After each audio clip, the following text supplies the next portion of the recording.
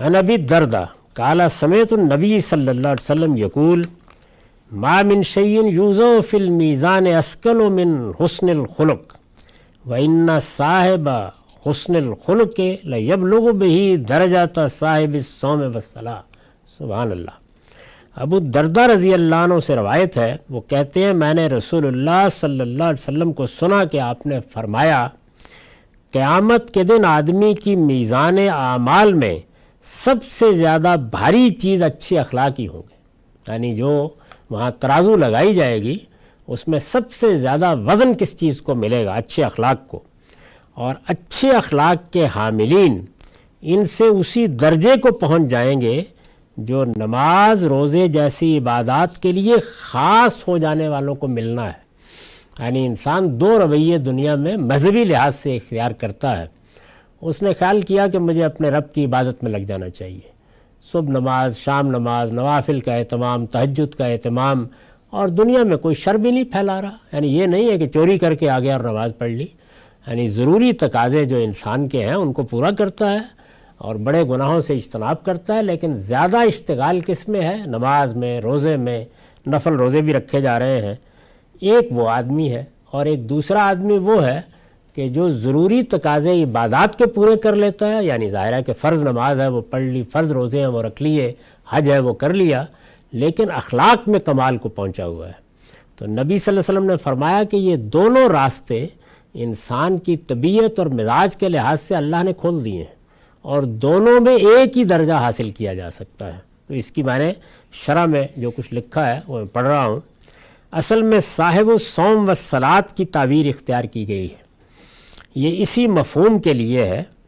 اس سے یہ اہم حقیقت واضح ہوتی ہے، یعنی جو میں نے اوپر ترجمہ کیا ہے کہ عبادات کے لیے خاص ہونے والے، تو یہاں صاحب الصوم والصلاۃ کی ترکیب اس کے لیے اختیار کی گئی ہے۔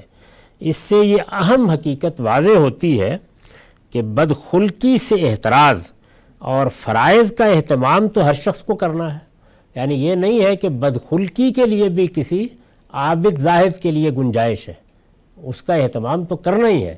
اسی طریقے سے فرائض، عبادات میں جو فرائض ہیں، جیسے اس بدو نے کہا جس کا ذکر ہم اکثر حدیثوں میں پڑھتے ہیں کہ بس میں فرض نماز پڑھوں گا، فرض روزہ رکھوں گا، تو وہ اہتمام تو ہر شخص کو کرنا ہے، ورنہ خدا کے ہاں مواخذے سے دوچار ہوگا۔ مگر بڑے درجات تک پہنچنے کے دو راستے ہیں اور دونوں یکساں ہیں۔ اعلیٰ ترین درجات تک اگر آدمی پہنچنا چاہے تو دو راستے دونوں یکساں ہیں۔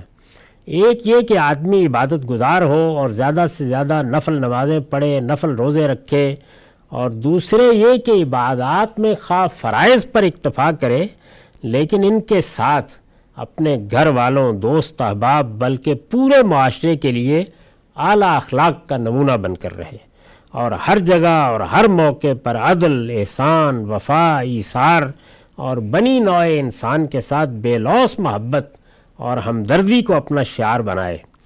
یعنی یہ دو رستے ہیں، عبادات میں اشتغال، کسی کونے میں بیٹھ گئے، دن زندگی کے محراب میں گزار دیے، یہ بھی ایک راستہ ہے۔